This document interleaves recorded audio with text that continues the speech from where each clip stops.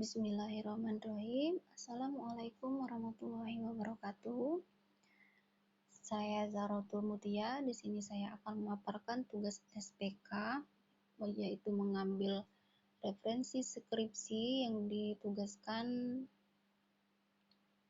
sesuai mata kuliah, yaitu Sistem Pendukung Keputusan Pemilihan Mahasiswa Berprestasi di Fakultas Matematika dan Ilmu Pengetahuan Alam Universitas Negeri Yogyakarta dengan metode AHP dan TOPSIS. Di sini yang melatar belakangi yaitu calon mahasiswa berprestasi yang mengajukan diri setiap tahunnya, jumlahnya tidak sedikit dan pengajuan dilakukan dengan mengumpulkan berkas di Kasubag Kemahasiswaan. Penjurian dilakukan oleh panitia yang dibentuk oleh Kasubag Kemahasiswaan dan pengolahan data selama ini dilakukan dengan bantuan Microsoft Office Excel. Pengolahan data dilakukan sesuai acuan perhitungan pada buku pedoman pemilihan mahasiswa berprestasi program sarjana. Untuk memudahkan pemilihan mahasiswa berprestasi, perlu dibuat suatu sistem yang mampu memberikan hasil pemenang mahasiswa berprestasi dan mempermudah proses pemilihan mahasiswa berprestasi dalam hal pendaftaran, penjurian, dan pengolahan data.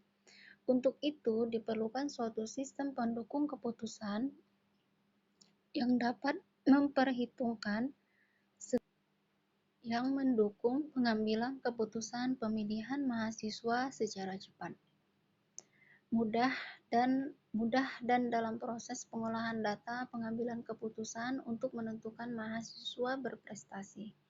Pemilihan mahasiswa berprestasi program sarjana yaitu mahasiswa yang berhasil mencapai prestasi tinggi baik kurikuler, kokurikuler maupun ekstrakurikuler sesuai dengan kriteria yang ditentukan. Untuk membantu penentuan dalam penetapan pemenang mahasiswa berprestasi, maka dibutuhkan sistem pendukung keputusan yang mampu memberikan solusi alternatif. Metode yang digunakan dalam SPK pemilihan mahasiswa berprestasi menggunakan AHP untuk pembobotan, kriteria, dan TOPSIS untuk mencari solusi pemenang. Perancangan SPK pemilihan mahasiswa berprestasi menggunakan model waterfall. Model waterfall terdiri atas tahapan analisis, perancangan, implementasi, dan pengujian. SPK menggunakan 4 jenis hak akses, yaitu administrator, juri, mahasiswa, dan pimpinan fakultas. Keluaran sistem disajikan dalam bentuk hasil angka perhitungan, AHP, dan TOPSIS, yang dapat dipertimbangkan lebih lanjut oleh pihak pengambil keputusan. SPK dibangun berbasis website yang dirancang menggunakan software Sublime atau text editor, database management system atau DBMS, MySQL, SAM7, dan bahasa pemrograman PHP. SPK diujikan kepada pengguna dan ahli. Di sini ada tinjauan teori deskripsinya, yaitu pertama sistem informasi menurut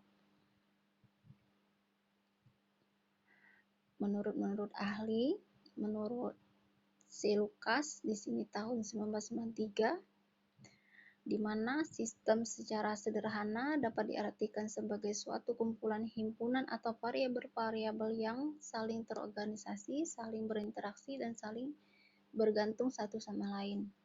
Begitupun juga dengan menurut Scott 1996, yaitu sistem terdiri dari unsur-unsur seperti masukan input, pengolahan atau processing, serta keluaran atau output. Sistem adalah sekumpulan objek-objek yang saling berelasi, berinteraksi, dan bergantung satu dengan lainnya sebagai satuan dirancang tujuan memiliki unsur-unsur masukan input atau pengolahan serta keluaran output yang dapat disajikan Terus kemudian sistem informasi dapat didefinisikan seperti gambar. Dan di sini ada komponen-komponen menurut Al-Fatah. Bisa terbaca di sini perangkat keras, yaitu komponen untuk melengkapi kegiatan memasukkan data, proses data, dan keluaran data. Begitupun juga sebaliknya, perangkat lunak, database, telekomunikasi, serta manusia, yaitu personel dari sistem informasi meliputi admin, analisis, programmer, dan operator. Tipe-tipe sistem informasi di sini menurut Al-Fatah juga ada transaction processing system, ada sistem informasi manajemen, ada decision support system, ada export system. Yang kedua ada sistem pendukung keputusan atau DISS. Di sini ada teori-teorinya menurut Turban 2005.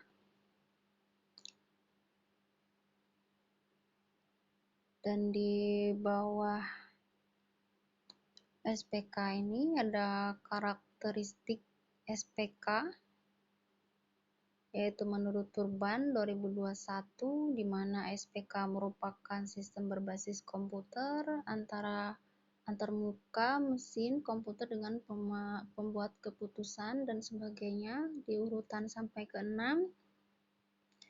Terus proses SPK, dan di sini saya skip untuk proses SPK, pemahaman perancangan dan segala macam, langsung ke AHP.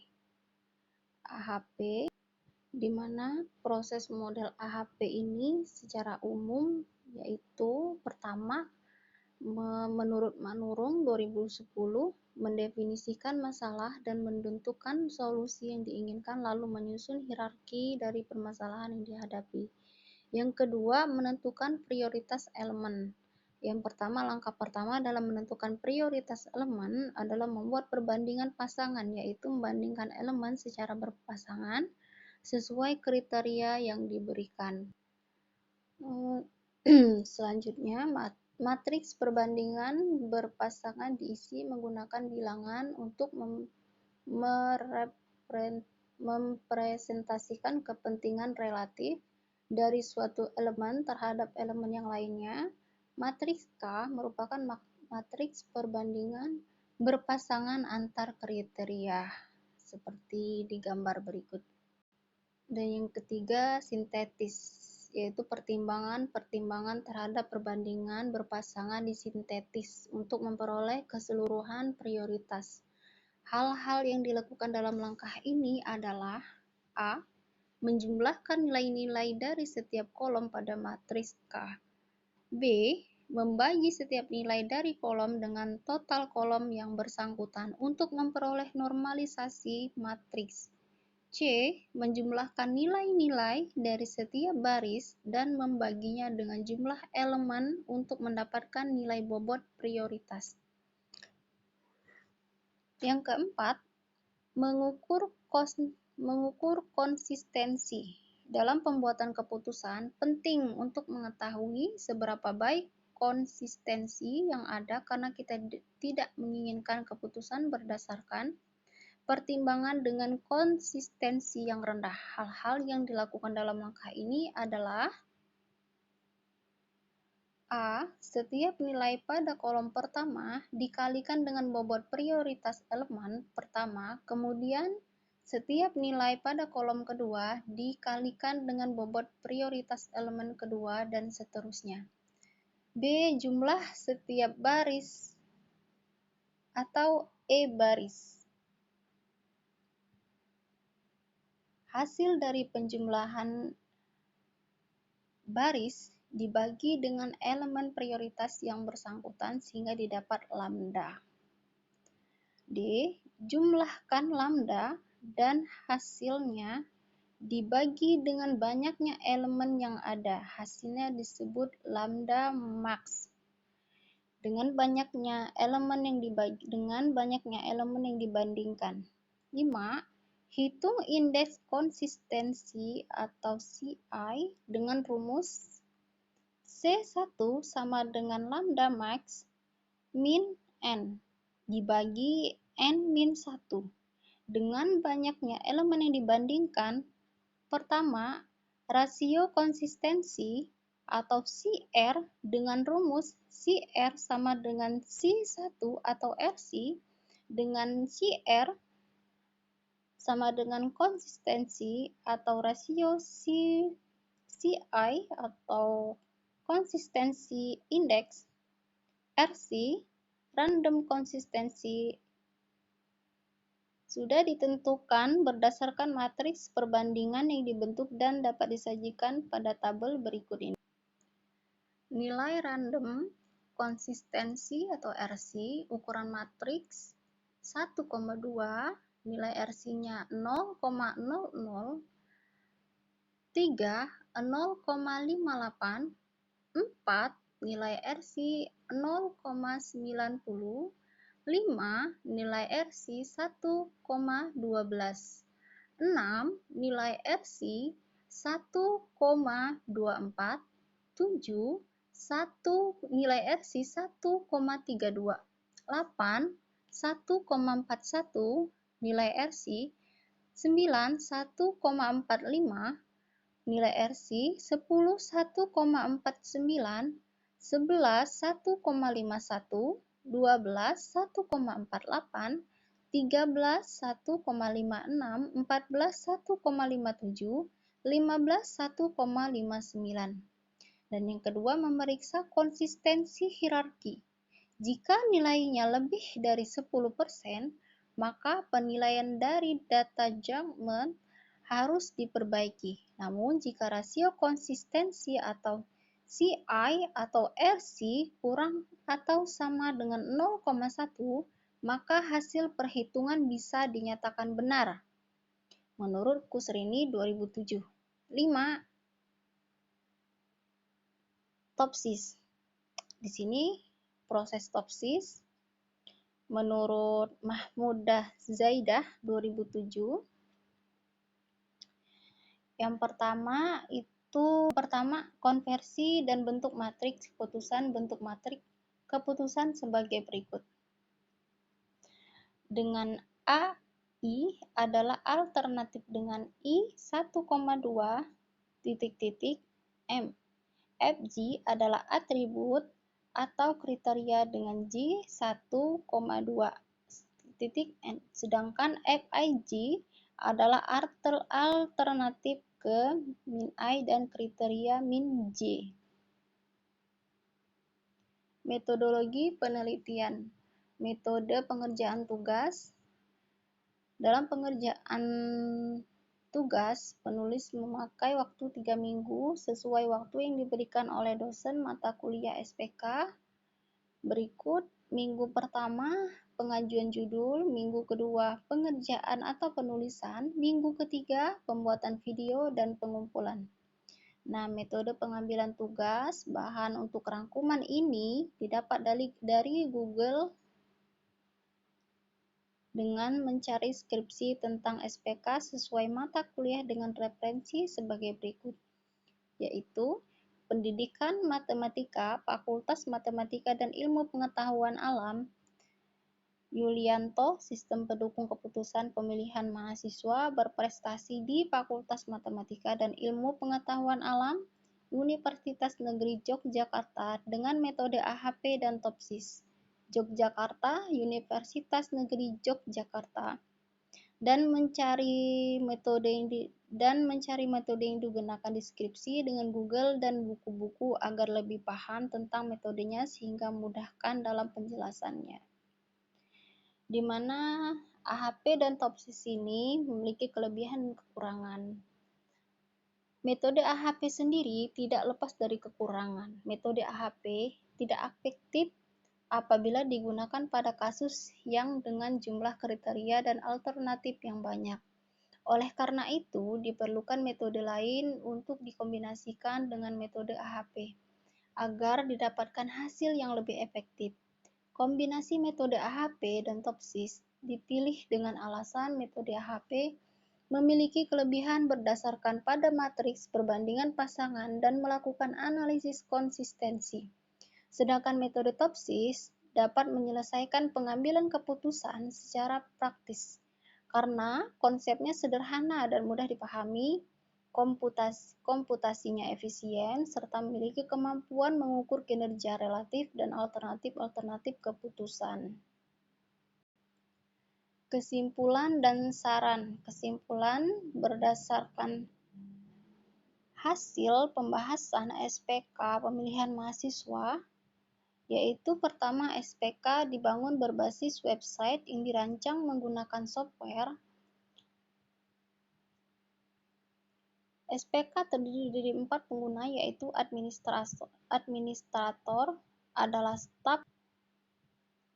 staf kemahasiswaan atau ketua panitia pemilihan mahasiswa berprestasi yang mempunyai kewenangan untuk memasukkan bobot kriteria penilaian dengan metode AHP dan pengolahan data dengan metode TOPSIS. Administrator dapat menambah dan mengurangi user yang ada. Kedua, juri adalah dosen yang mempunyai kewenangan sebatas memasukkan input nilai ke data mahasiswa. Juri terdiri atas juri karya tulis, juri prestasi, dan juri bahasa Inggris. Mahasiswa adalah peserta pemilihan mahasiswa berprestasi di FMIPA yang mempunyai kewenangan sebatas memasukkan inputan data berupa isian formulir, pendaftaran, dan prestasi. 4. Pimpinan fakultas adalah dekan, wakil dekan, dan ketua jurusan yang mempunyai kewenangan sebatas melihat hasil pengumuman mahasiswa berprestasi. SPK yang dirancang memiliki 3 fungsi utama, yaitu pendaftaran, penjurian, dan pengolahan data calon mahasiswa berprestasi sehingga dapat digunakan sebagai alat bantu alternatif solusi pengambil keputusan pemenang mahasiswa berprestasi. 2. Metode AHP digunakan untuk proses pembobotan kriteria sesuai dengan permintaan, dan metode TOPSIS dapat digunakan untuk pengolahan data mahasiswa sehingga diperoleh solusi pemenang mahasiswa berprestasi. 3. Berdasarkan pengujian beta, diperoleh hasil bahwa correctness termasuk dalam kriteria sangat baik, reliability termasuk dalam kriteria sangat baik, integrity termasuk dalam kriteria sangat baik, usability termasuk dalam kriteria baik, artinya SPK dapat memenuhi kebutuhan user, seperti membantu proses pendaftaran, penjurian, dan pengolahan data peserta pemilihan mahasiswa berprestasi. SPK dapat menampilkan informasi sesuai dengan penginputan pengguna dengan cepat. Petunjuk pengguna sistem membantu pengguna SPK aman dari pihak yang tidak berwenang. Tampilan SPK menarik dan mudah digunakan. Saran: pertama, sistem dapat ditambahkan data lain yang mendukung penyeleksian mahasiswa berprestasi, misalkan menambahkan kriteria. 2. Pada pembobotan kriteria bisa dibuat lebih otomatis sehingga mudah dan praktis. 3. Sistem dapat ditambahkan upload foto pada formulir pendaftaran, isian formulir tentang organisasi, dan formulir pendaftaran dapat dicetak. 4. Sistem dapat ditambahkan detail penilaian juri, sehingga jika diperlukan ada data rekapan tiap mahasiswa dan dapat dicetak. 5. Sistem dapat diterapkan di Fakultas Matematika dan Ilmu Pengetahuan Alam bekerjasama dengan pihak Kasubag, kemahasiswaan, atau instansi yang terkait sehingga dapat membantu jalan proses pemilihan mahasiswa berprestasi. Penyeleksian dapat terlaksana secara efisien dan efektif. Keenam, dalam memecahkan masalah multikriteria, metode AHP dan TOPSIS bukan satu-satunya penggabungan metode pengambilan keputusan yang dapat digunakan. Alangkah lebih baiknya dicoba untuk menggunakan metode penggabungan yang lain untuk mendukung keputusan yang efektif. Itu saja yang dapat dijelaskan. Wassalamualaikum warahmatullahi wabarakatuh.